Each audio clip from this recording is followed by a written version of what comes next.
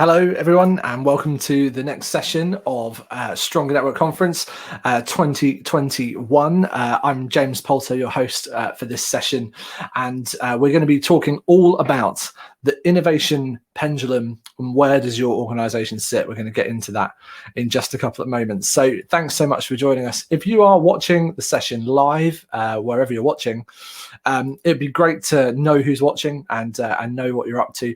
I'd love to hear from you on your experiences as we go through this session. So you can do a lot to get involved in this chat by dropping chat messages into the column that you'll see or under wherever you're watching. And you can also join in with Q&A as well. So if you've got questions, just click the Q&A tab and you can add your questions as well as we go through. I'll endeavour to get through as many of those as we can, as well as also have some time at the end for questions and answers as well. So looking forward to seeing what questions you guys have and who is in the room. And thanks so much for being here and taking the time to engage in this session. I hope you find it really useful. So to start off, maybe just a little bit of introduction. Who am I and where am I? My name is James Poulter. Most people call me JP. So if you find me over on social media, feel free to do that. I am the CEO and one of the co-founders of a company called Vixen Labs, this little icon you can see here. And we are one of the world's leading authorities and agencies in the world of voice technology, particularly focused on Alexa and Google Assistant. So if you're listening out loud and I've just set off a speaker in your living or bedroom, then I'm sorry for that. We won't be doing anything too crazy with those during this next half an hour or so, but we will be focusing on what the impact of the big technological shifts around the world are having on our lives, particularly in the light of everything that we have gone through in the past 12 months as we've dealt with the global pandemic and thought about COVID. And we're going to be looking at how has this impacted our expectations of what it means to build careers, to have family life, to do work. And what does that mean for our organizations? What does it mean for our churches? What does it mean for our businesses? What does it mean for our places of work or our own companies if we are entrepreneurs and building our own things? And so that is what we're going to be focusing on over this next session. We're going to be talking about the future impact of innovation and the future impact on culture from everything that we've experienced in the past 12 months. So if you would like to join in the conversation while we go through this, please drop something in the chat, leave a question for the Q&A, and would you go and maybe give us a follow over on social media? You can find Vixen Labs at Vixen_Labs everywhere on Instagram, on Twitter, and find us on LinkedIn or check out the YouTube channel. And you can find me at James Poulter on most social media as well. To give a little bit of more introduction to who I am and what I'm all about, let me start this endeavor of screen sharing with you all as we get going here, and see if that will here we go. So as I mentioned, I am James Poulter. I'm JP. I run Vixen Labs. I'm the CEO there. My past career has been quite varied up until this point. This is my first entrepreneurial endeavor in over a decade. I had a go at doing something when I first left university, thinking it was easier to strike out on your own. And I was, for many people, that's great. But for me, it didn't really work out. So I went into a career working in agencies in London, media agencies, advertising agencies, the likes of Ogilvy. Some of you may be familiar with Ogilvy and Mather, or Edelman, the PR agency, and worked in a number of those for many years. I then spent a really fantastic period in the Lego Group, the global toy manufacturer that I'm sure many of you might be familiar with probably during the past couple of months. If you've been homeschooling, the Lego has been flowing for you as well. And during that time, I got the opportunity to lead a global team working on emerging technology and innovation. And that is what really led me to my current company today. So just going to let the squeaking stop. So Vixen Labs, we are a voice consultancy and studio. And what that means is basically we work with some of the world's largest brands and businesses to help them figure out how to use new technology. Particularly, we focus on conversational artificial intelligence. What does it mean to have a conversation with a piece of technology? Now, that's not really what we're going to be talking about today, although some of that I'm sure will come into our discussion. But what that really is, why it's important, I suppose, to share this with you is that I'm on my entrepreneurial journey as well. And I'm on a journey of trying to build an innovative culture in my own small business. Since we started 2 years ago, we've grown now to a team of about 15 people based in different countries across Europe, and several people here in the UK. And that has taught me mountains about what it means to build and run a business day to day. And it's changing for me all the time as well. So we're on a learning journey here together as we seek to do that. But over the past couple of decades, I've spent a lot of time working with companies around the world, both inside them as well as also consulting with them, both big and small. Huge enterprises, the likes of PayPal, Xbox, Bank of America, McDonald's, down to the very smallest social entrepreneur businesses and social impact businesses, helping them work out what it means to run a team that thrives on innovation, that we're not just striving for innovation, but we're thriving in our pursuit of innovation, and trying to build a culture that actively fosters that innovative spirit. And so that's what I've been dedicating my time and life to, and that's what I want to share some insights with you around today. From a personal perspective, here's some facts about me that you can see on screen. I have an unhealthy obsession with buying books that I don't get around to reading. I'm sure many others might be able to sympathize with that. I spend a lot of time looking after 2 small people. They are my children. I'm now dedicating a lot of my life in the past few days to look after a 3rd small thing, which is our new dog, Woody. And I have a particular anti-passion for avocados. I think they're evil. You might be a massive fan of guacamole. Personally, not me. I think it's the millennial snot of the devil and should be outlawed from all supermarkets. So now we get to know each other a little bit. Hopefully that helps. So what are we going to be talking about today? Well, as I said before, we're going to be talking about innovation. And what innovation requires is our ability to see beyond our current situation and visualize a future that we can have active participation in changing. So our role in innovation, what is innovation to me? It's seeing a future possibility that we take an active interest in changing and moving towards. And I wanted to see this in a bit of scripture before we get started. This verse from 1 Corinthians is something that I've always kind of cherished when it comes to thinking about my life in work and in the church. And that is that coming from Paul talking in Corinth here, he's talking about kind of the future of when Jesus comes again. And he says, "For now we see through a glass darkly, but then face to face. Now I know in part, but then I shall know, even also I am known." And the reason that this verse is really important is that he's talking about this idea that we currently only see in part our current reality. He's talking about the church in that situation as Jesus has left them. But he's talking about a future reality when Jesus will come again, and we will know it in all fullness. And I think that we can really take an application from what this lesson that Paul's teaching here about for our own lives as we think about the way in which we work and the way in which we build towards a culture of innovation. To build a culture of innovation, we have to see through the dark glass. We have to see through what we currently live with, that murk and mire, that cluster of distraction that we often have to live with in our day-to-day situation, whether that's in your job, whether that's building a business, whether it's in your church or in your family life. And we have to see beyond that to a potential future that we can move towards and have active participation in changing. Again, that's my definition of innovation.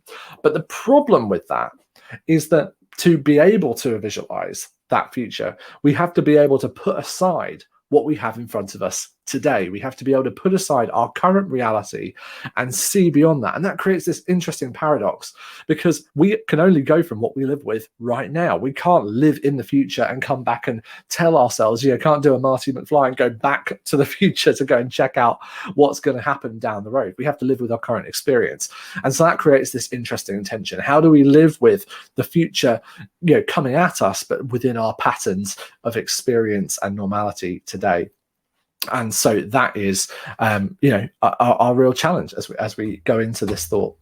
So to do that, what I want to do is try and cast our own visions forward a little bit and talk about what life may be like in just a few short years' time. We're going to go 3, maybe 4 years into the future and look through the lens of what that might look like in 24 hours' time. And we're going to have a quick introduction to what the future might look like, so that we can then see what that future could be, and then move ourselves from our current reality into that future reality. And as we do so, we'll then begin to examine, once we've looked at what that future is, Where do we sit as an organization, as a team, as an individual, maybe as a leadership team within a church or a business, or as individual entrepreneurs building our own companies?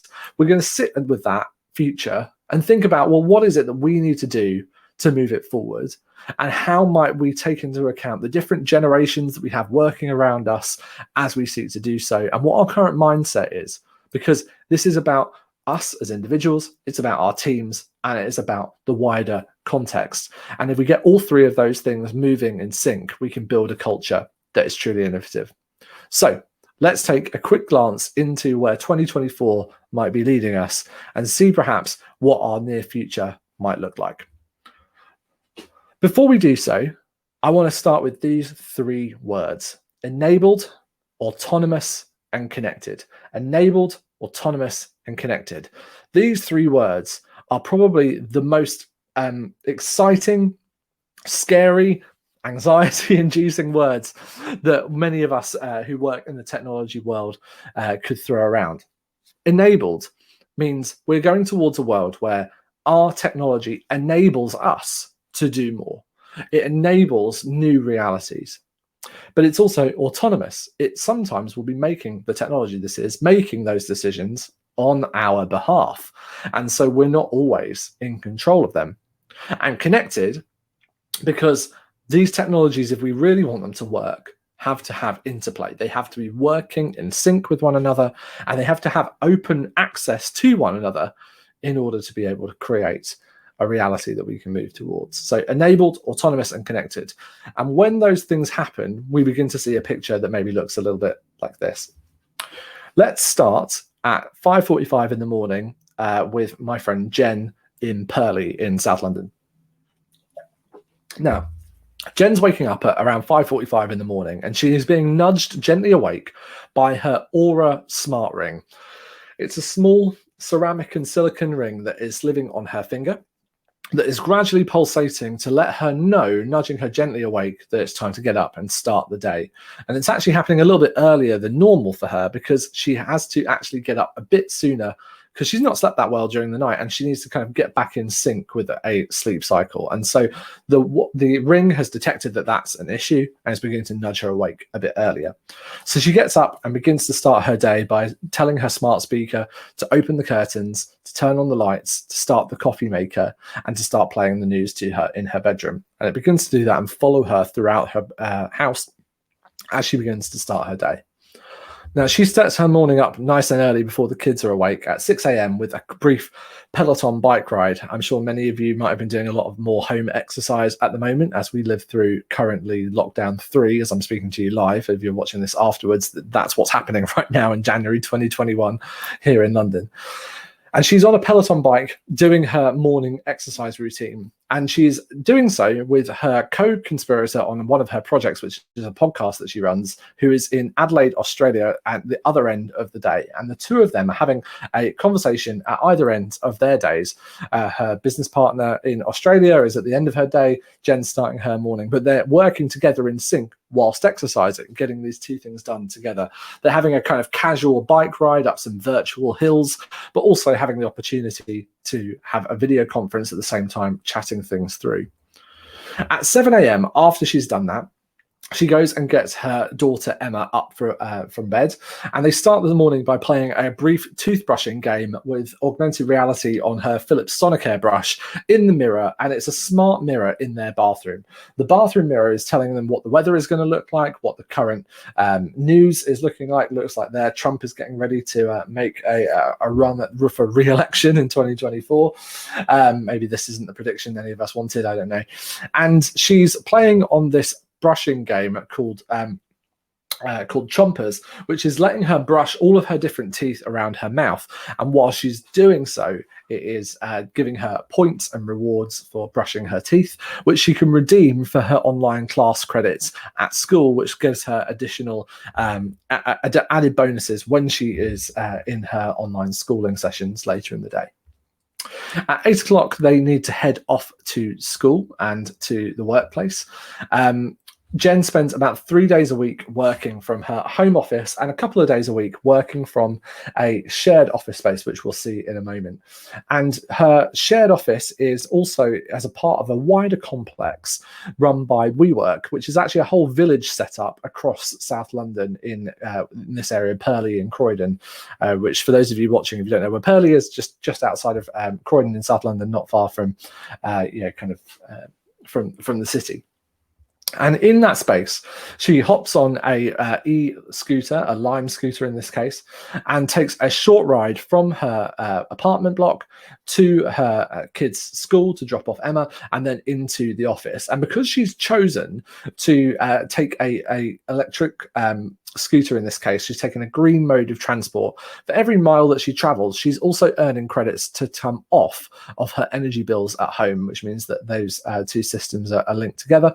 And it also means that she's earning additional credits that she can compete against the other people that live in her apartment block as they begin to try and gamify their eco-living space. At 9 a.m, she arrives at the co-working space. And she spends some time kind of getting settled. She chooses a desk. She wanders around. The entire space is enabled by her Apple Watch because she's checked in using an RFID tag that's in her watch as she enters the space, which means that the building knows where she is, can direct her to where the nearest office space that is open and free. There's currently no social distancing having to be in place, but if there was in the building, it could autonomously detect which rooms were highly occupied, which ones were more lighter in density, and route her through to the right space. And she's booking a meeting room for later on in the day with Uma, her digital assistant, which is linked to her calendar. So she can just open her wristwatch, or she can speak to her headphones and book a meeting room anywhere in the building or another desk space for later in the day. She can also do things like schedule her fitness classes in the yoga studio at the office, and she can also pre-order her lunch for later in the day to be picked up from the delivery system. At 11 o'clock, she takes a meeting on her smart AR glasses that Apple have released the previous year.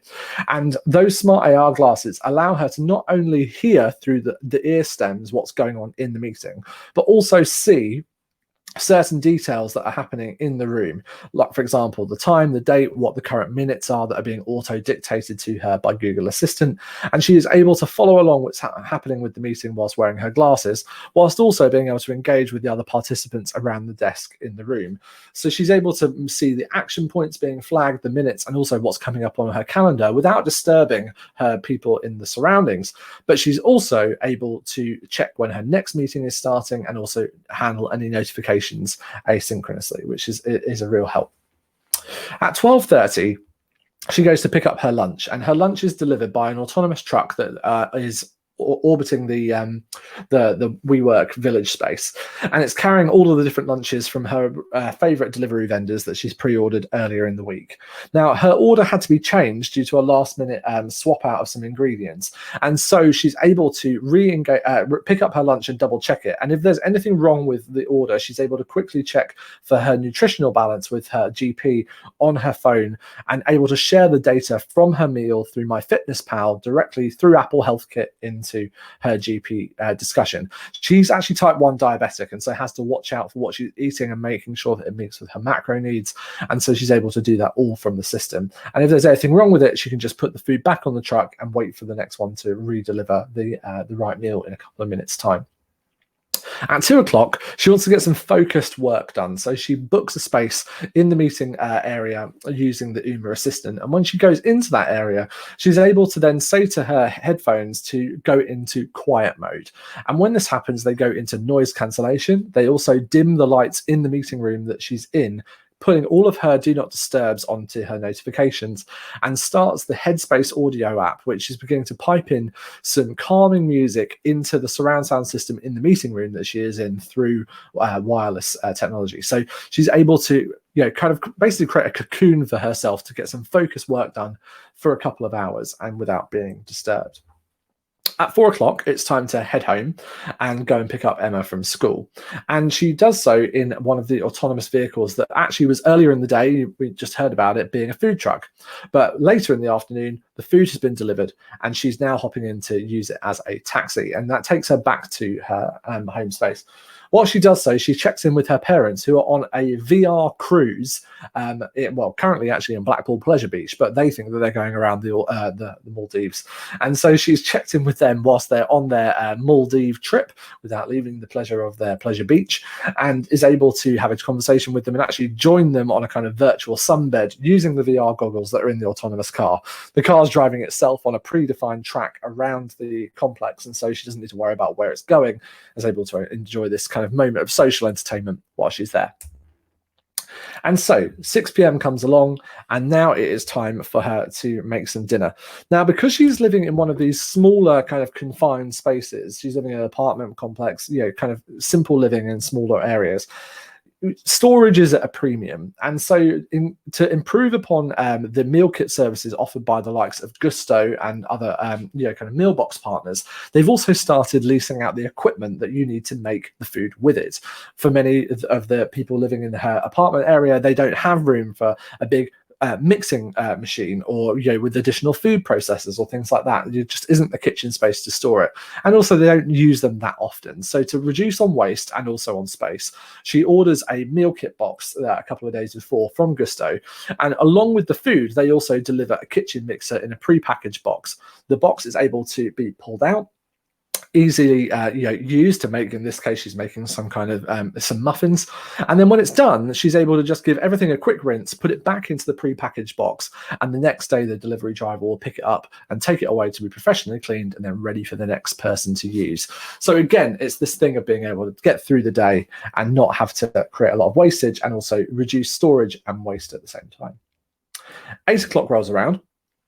Evening's coming, her daughter's gone to bed, and she's now planning for the next morning and what she's got in the fridge. And she's using the cameras on her smart fridge, which have actually checked all of the barcodes of the food that's gone into the fridge, and are able to detect whether or not anything is running out of date, whether or not she's out of something that she might have needed for her pre-planned recipes earlier in the week. And at the same time, she's also able to check up on WhatsApp messages from her different groups on the screen on the fridge, as well as also checking her daughter's school schedule for the next couple of days, making sure she's got PE kits ready and things like that. So really the fridge is really her dedicated screen for managing the household and for keeping on top of what's going on in their very busy multifaceted lives in South London. 10 o'clock in the evening rolls around, and it's time for bed, and she's going to relax in bed with this smart display that projects onto the end of her bed, or can be turned off so she can see the view out the window afterwards. The bed is also connected to the other beds, as well as also the security system in the house. So if her daughter was to wake up in the middle of the night and leave her bed for any reason, she can get a gentle nudging alert by the Nest cameras that are mounted inside of the different beds, as well as also the motion sensors.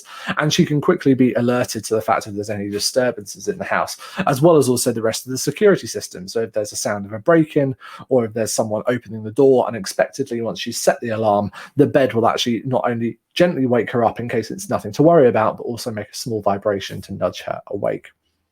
And that is the end of a day. The end of a day in 2024.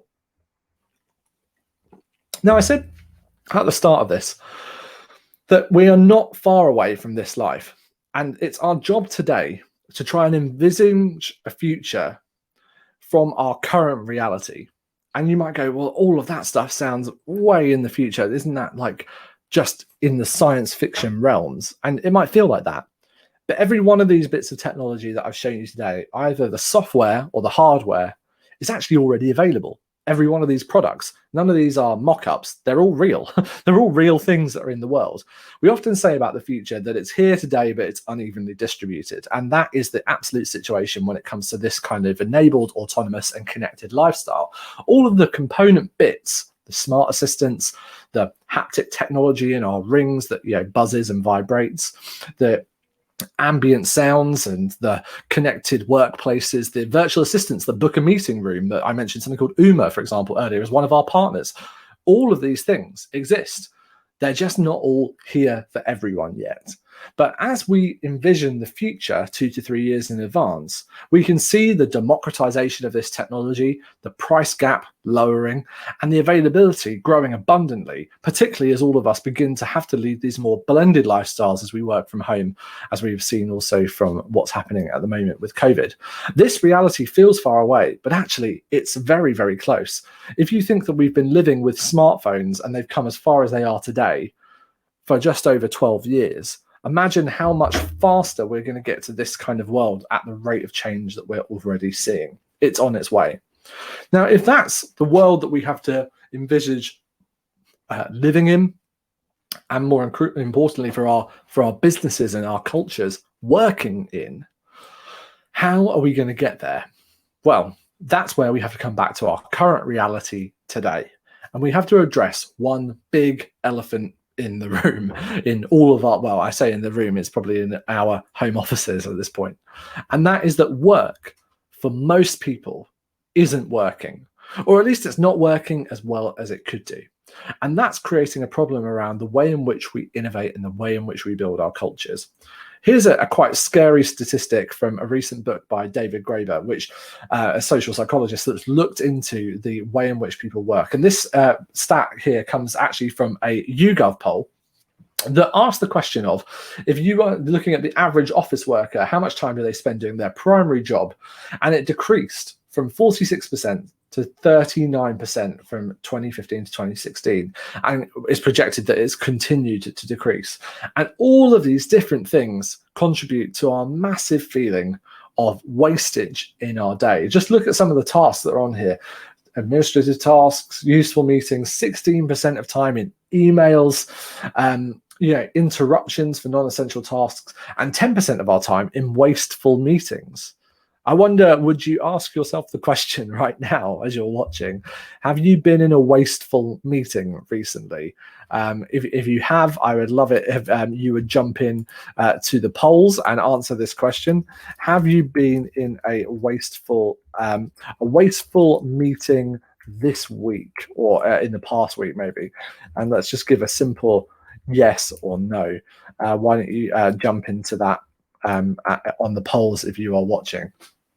How many of us have been in a wasteful meeting recently?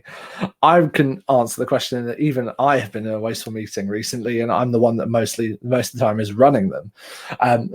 The bigger question is, ask yourself the question of, have you run any wasteful meetings recently?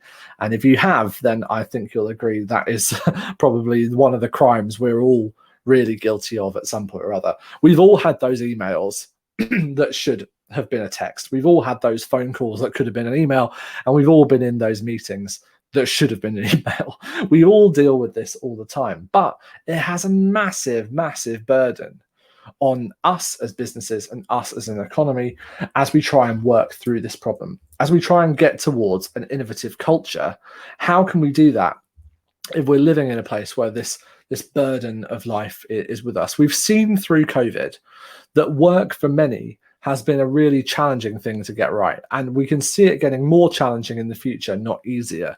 Whilst we've become autonomous in lots of ways, enabled in lots of ways, and certainly connected in many more ways through this pandemic, what we've also learned is that actually the blend of work and life has to be balanced out. Work-life balance, I personally think, is a bit of a myth, particularly for those of us that are entrepreneurs. Actually, we live our whole lives all the time. You don't switch your brain off when you're at home. You have your best ideas in the shower, don't you? Or when you're driving. They come to you in those moments when we have rest and when we have margin. But this work-life balance that we're actually striving for is more about how do we coexist life and work together and make it work for everyone. And so I come back to my previous point. For most people, work isn't working. So we need to do something about it. Just have the water.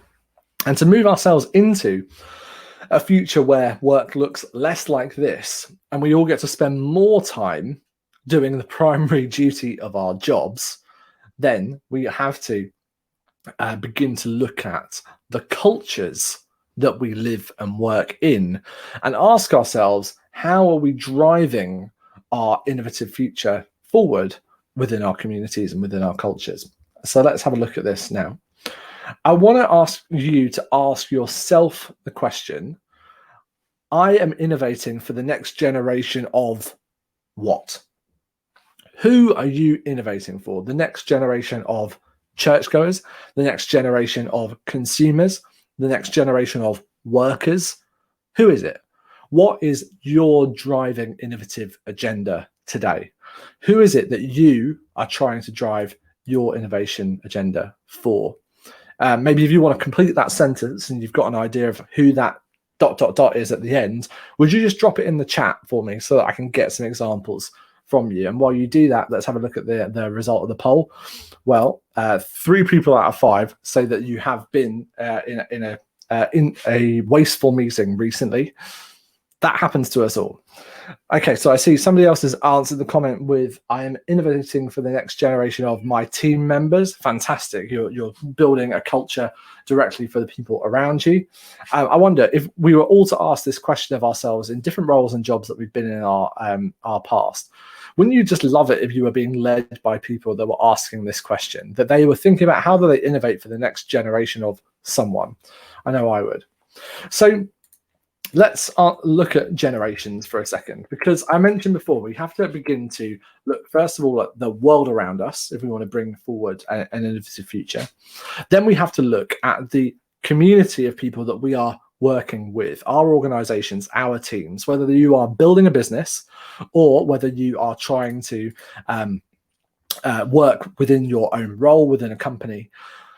You know, when you ask this question of, kind of, how do I make a company or a culture more innovative? It's crucial that we understand the people that we're on a job to do that with. What does their experience of coming to work every day look like? And how might it differ from your experience? Let's just dig into that for a couple of minutes. If we're going to build an innovative culture, we have to recognize that there is a generational, kind of cataclysm brewing right now that we have begun to see in the outcome of what's going on at the moment with COVID, particularly for those of us that are having to work from home, and for those that aren't, quite frankly.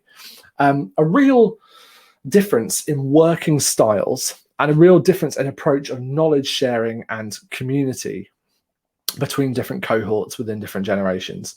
Broadly speaking, if you look at the kind of 4 major generations that are in work today, they all have different attitudes. And we are experiencing something that has never happened before in human history. We currently have 4 different generations in the workforce at the same time. It's never happened before because we're living longer, we're working well into our 60s, often into our early 70s, and some people beyond that.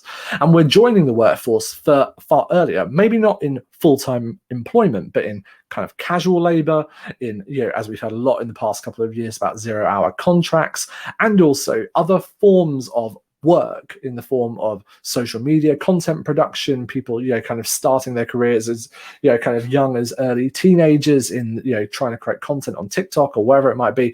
We're entering the world of work much earlier. And so what we're having is this 4 different generational cohorts operating in the same place at the same time, but having to live with one another as they do it. And to do so can create, obviously, conflict.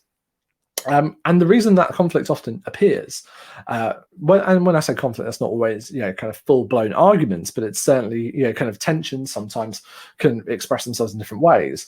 That what we see is that there's this generational issue brewing of different expectations of what it looks like to come to work.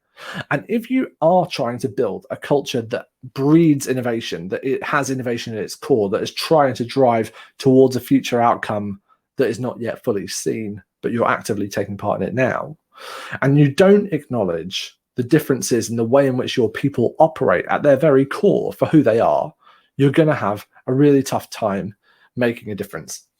So what are the differences? Well, we see across these 4 different generations, first of all, a major difference in their expectation of what work is there for.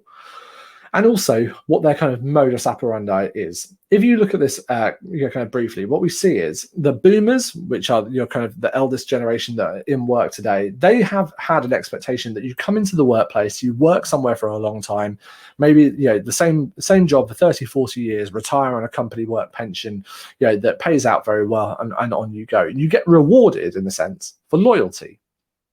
Gen Xers, however, who came after them, they came in with the likes of Generation X, Douglas Copeland, this type of thinking that was teaching them, well, actually, balance is what we achieve. We have a work-life balance, where that phrase kind of came about. And so there was an endeavor that work wasn't all about who you were, that you had a life outside of the office, and actually that you had some autonomy and choice in your career.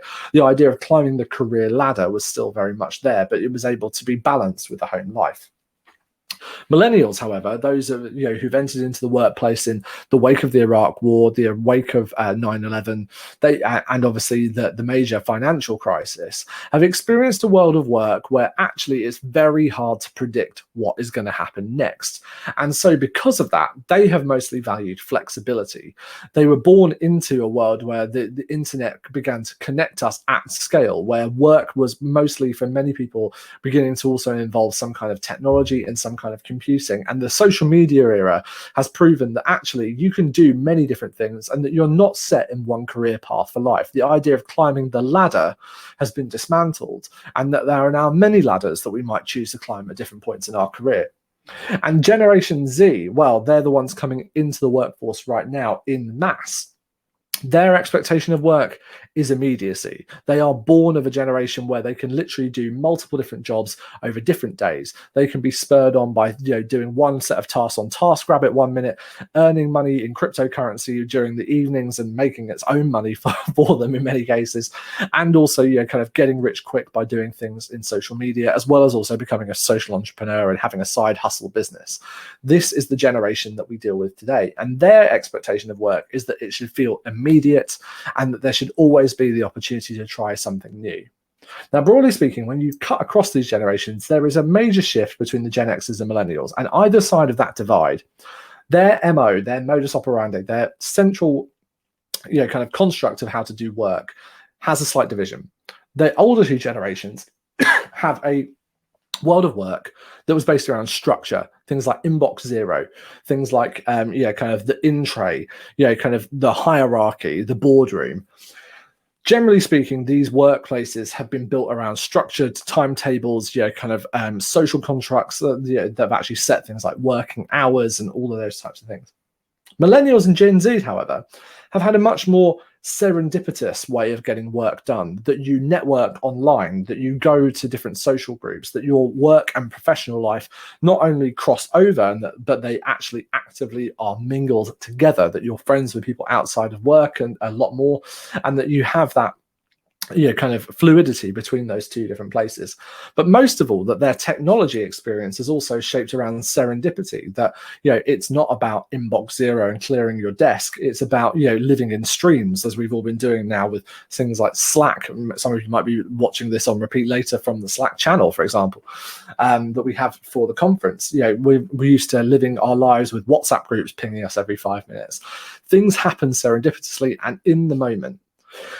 And these two cohorts, these two major groupings, as they begin to clash together, creates really interesting expectations of what work looks like, and particularly about where ideas come from, how they're valued, and how they're matured, because they have different expectations of how work should get done. And that's what we are in the business of when we're trying to run our innovation streams. So what I want to ask you is, if you are living in that world of the future, as I've painted that picture of 2024, if you've got this community of people that are more diverse and more different in their thinking than ever before working around you, what about you as the individual? What can you do to drive towards an innovative culture in your business? Well, what you have control over more than anything else is your mindset, and is around your innovation mindset. And we can have 3 core innovation mindsets that we are living in day to day. We fluctuate between these, but broadly speaking, they're defined as survive, sustain, and legacy. And we'll go through each one of those quickly now. So what innovation mindset are you living with right now? Are you in survival mode?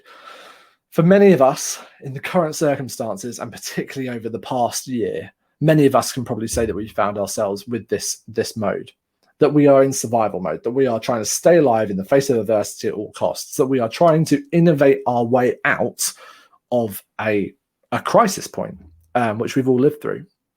And that's fine for a time. We can live at a pivot point for a time. But a pivot point, that word pivot, we've had a lot of probably in the past 12 months. A pivot, though, is a moment in time. It's not a constant state of being. If we constantly live in survival mode with, I'm only going to be driven to come up with new ideas when we face adversity, we're not building towards a future that we are trying to bring into being. We're just trying to escape our current reality, and that isn't the place that we need to be. If you want to be building towards a future, we need to be thinking further forward than the current moment. So maybe you're in a sustainability mindset. You're thinking about today, but you're also thinking about tomorrow. You're trying to keep something alive, the thing that you have right now, whether that's your business, whether that's your church, whether that is your family unit. Crikey, we're all stressing and struggling with those things. But you're also trying to kind of keep something alive without killing everything else at the same time. You're trying to build this thing, but not at all costs. You want something to be left over for tomorrow. You want to have margin. You want to have experience. And many of us are trying to now, as we begin to see the outroads of this pandemic, as we begin to see what might come next, we're beginning to think a bit more about what tomorrow might look like. We're beginning to see shifts in working patterns in big companies and big cultures. The likes of Twitter, kind of saying they're not going back to the office. Google saying they're not going to require people to go back. And smaller companies who are abandoning offices, kind of left, right, and centre altogether. Many people going to blended ways of working, thinking about different career options and childcare options after a crisis like this. So we're beginning to see the sustainability mindsets begin to come back in. But in normal times, as much as they ever have been normal, when we're not in crisis mode and when we're not emerging from a crisis, the innovation mindset, if we truly want to be thinking about a future that we're trying to bring into being, looking through that glass darkly, as I said at the start, we need to have a legacy mindset. And that means that we're leaving a positive impact behind us that changes today, but propels us forward to that reality, to that future experience that we want to have. So do you have a legacy mindset when it comes to your innovation yet? Are you trying to create ideas, cultures, teams, and people right now that are just for today, to solve the problem right now? That survival mindset? Are you trying to just get through today, but maybe have a horizon on the next 10 months, the next 6 months, the next 3 weeks? Or are you thinking way beyond that? Are you actually setting a vision for the future and trying to move yourself towards it? If you don't have a vision of what that future looks like, whether it's that 2024, whether it's 2034, whether it's 230, 2134, or however many years in the future you're trying to think forward, if you don't have that future vision, we can't move towards it. And that is where it's so important that we think about this mindset problem. So we've seen the culture. What does that look like? Where is that going? Let's paint a picture of what that future reality looks like.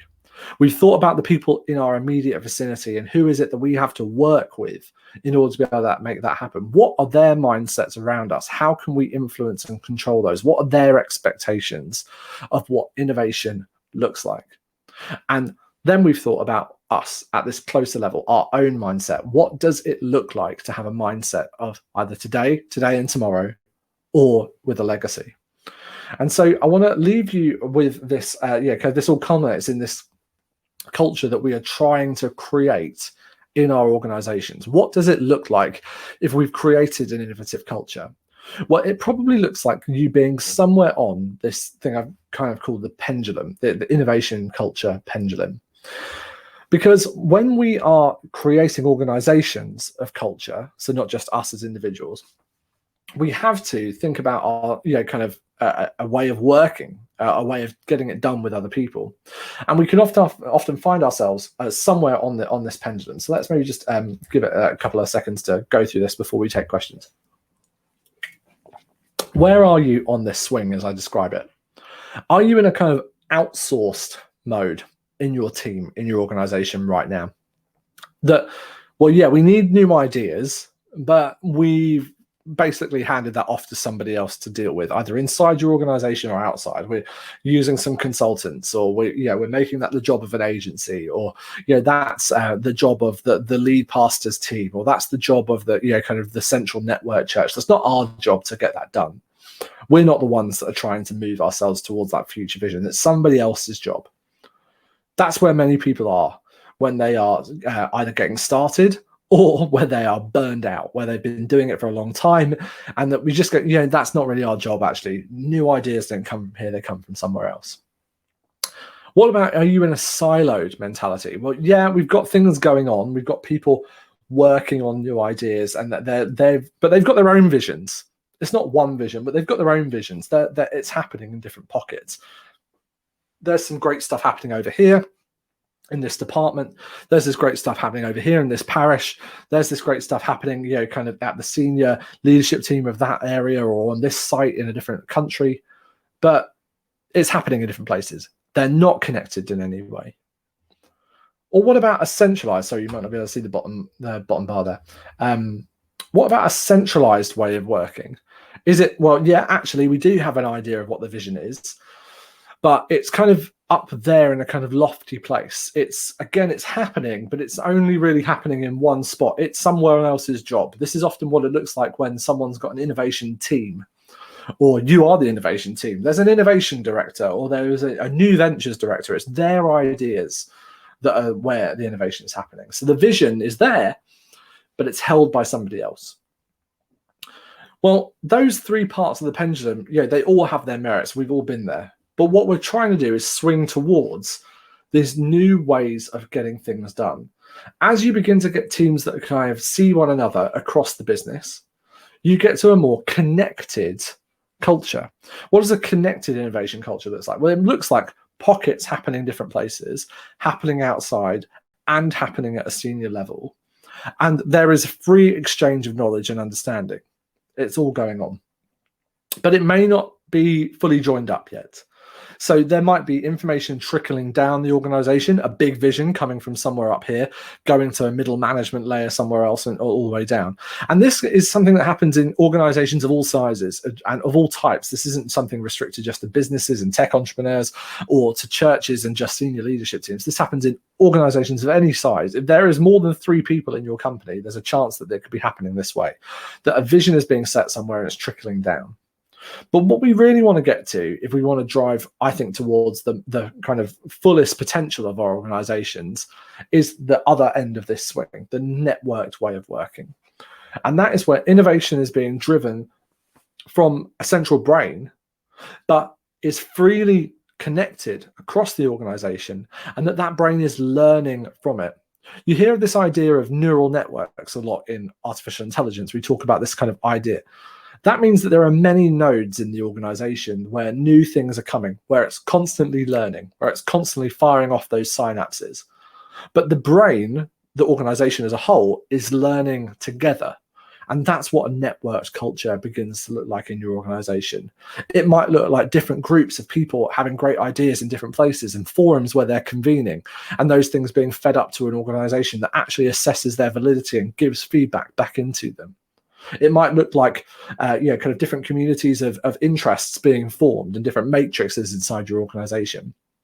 And when we see that happen, we begin to see what actually is, kind of the whole point of this discussion, is that we begin to see not just innovation happening in a business. You can point at many different innovative businesses. You can point at Tesla. You can point at Slack. You can point at, HTB. You can point at lots of different places where there are really innovative businesses and organizations, innovative churches doing great things. But the ones that truly are great, the ones that truly are doing the stuff that will shape the world, are the ones that have an innovative culture inside the business. And that means that they are organizations that recognize the differences across their structures, that they see the future vision into the future of where they want to go and how they want to move there, that they are networked across the organization to ensure that they have actually seen the full picture of what's going on. And fourthly and finally, that they have that mindset, that they have a mindset of innovation. that they are not just dealing with today, but tomorrow, but they're going for legacy. They're going for something that sustainably leaves something behind them and paints that picture for tomorrow. So that's what an innovation culture looks like. We've looked at it from the future, from teams, from an individual, and from what it then looks like when it's manifested inside its business. I hope that's helpful to you. We've got about 10 minutes left in the slot, I think. We should do. If you've got questions, feel free to drop those into the Q&A box. I'm going to just quit out of this so I can stop the screen sharing. You'll be able to find the slides, by the way, afterwards in the Slack group, so that'll be there shortly. And I'd love to take any Q&A that anyone might have, or feel free to drop any comments in the chat window. We've got a couple of minutes to do that, so I'll let you do that there. And I might also see if anyone else wants to come on and give any other suggestions. If not, then we'll wrap it up in a minute here. So if anyone's got any questions or anything else they want to add in, drop them in here. You can also go and find me, by the way, in the Slack channel over, if you are part of the Slack community, the Innovation Entrepreneurship channel is where I've been hanging out.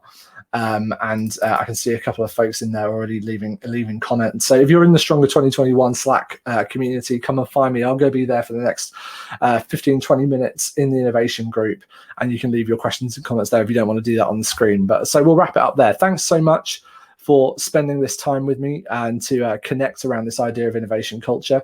Just a reminder, if you do want to get in touch, if you do want to get connected elsewhere, I would love it if you would do that.